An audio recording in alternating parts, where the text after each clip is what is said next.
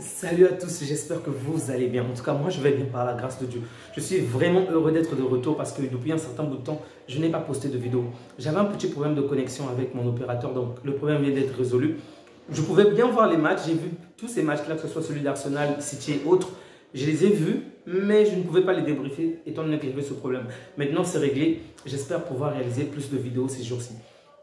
Revenons par rapport au match de Barcelone contre Osasuna. Donc, en gagnant Osasuna, là, on vient de prendre 14 points d'écart d'avantage, du moins 14 points d'écart, en attendant le match du Real qui va se jouer dans moins d'une demi-heure.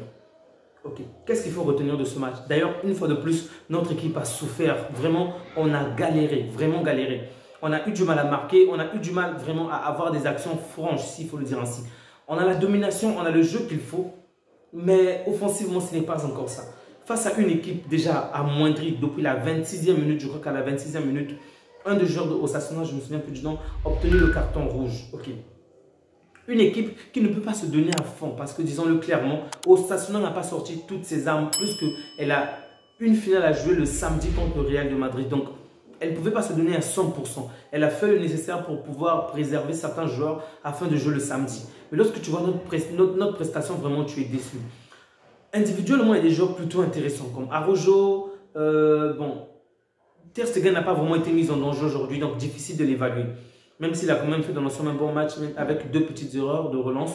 Donc, tu as des joueurs qui se sont quand même démarqués comme Araujo, comme Koundé, un tout petit peu Baldé et Frenkie de Jong ainsi que Pedri. Le reste, je ne suis vraiment pas satisfait. Pour l'instant, je ne tiens pas compte de Dembélé parce qu'il vient d'une très très longue période de blessure. Et même lorsqu'il revient, tu sens déjà que son impact offensivement est beaucoup plus intéressant. Mais par rapport au reste des joueurs, je suis vraiment déçu. Et je ne comprends pas pourquoi Xavi s'entête à mettre des plans vraiment ou à mettre des joueurs qui ne font pas la différence.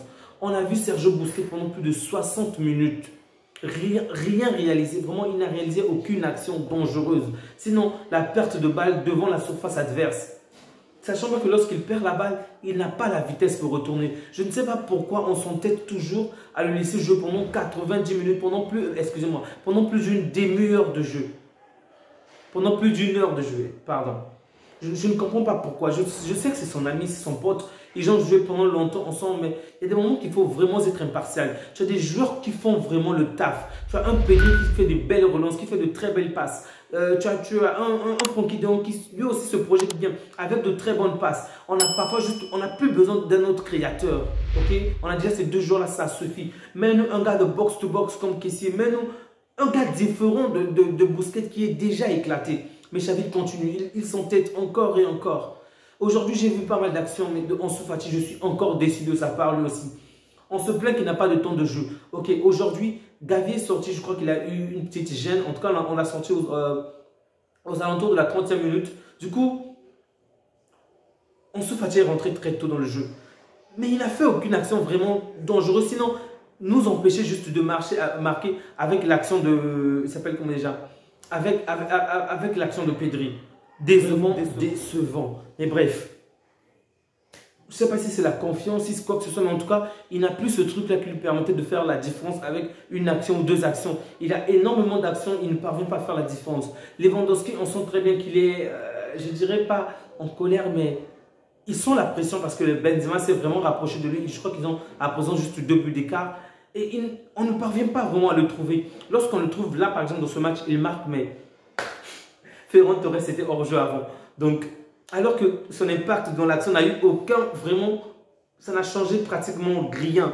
Mais bref, il était là, il était encore une fois de plus un endroit où il ne fallait pas être.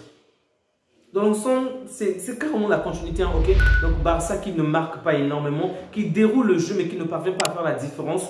Mais défensivement, ça tient quand même, ok? Offensivement, ce n'est pas encore ça, mais défensivement, ça tient. Au milieu du terrain, j'ai quand même des gars sûrs comme par exemple De Jong et Pedri.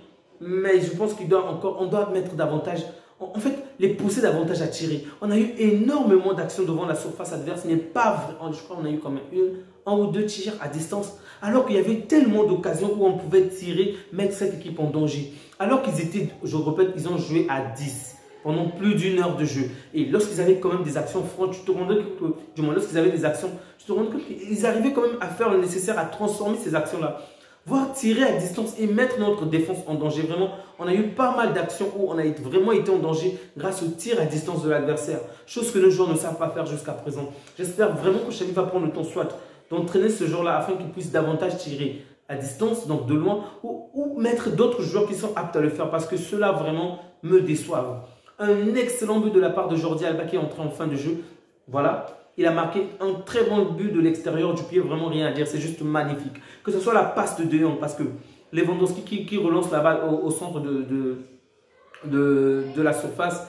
De Jong qui envoie la balle directement vers Jordi Alba. Et Jordi Alba avec l'extérieur du pied qui marque. Waouh, vraiment excellent. Toute l'action est magnifique. De très bonnes choses, de très bonnes performances. Collectivement, ok, il faut le dire, moi le jeu oui, mais offensivement je suis encore déçu, je suis encore insatisfait. C'est pourquoi je pense qu'il nous faut davantage un tueur en avant. Bref, je ne sais pas qui, mais j'espère qu'on le trouvera et qu'il y aura une très bonne symbiose entre nos joueurs. Vous n'hésitez surtout pas à me dire ce que vous pensez par rapport à ce match. J'ai hâte de lire vos commentaires, ça me fait énormément plaisir de pouvoir échanger avec vous. Et désolé une fois de plus de tout ce retard, de toute cette absence. Prenez bien soin de vous ainsi que de vos proches. On se dit à bientôt pour le match du Real. Au revoir.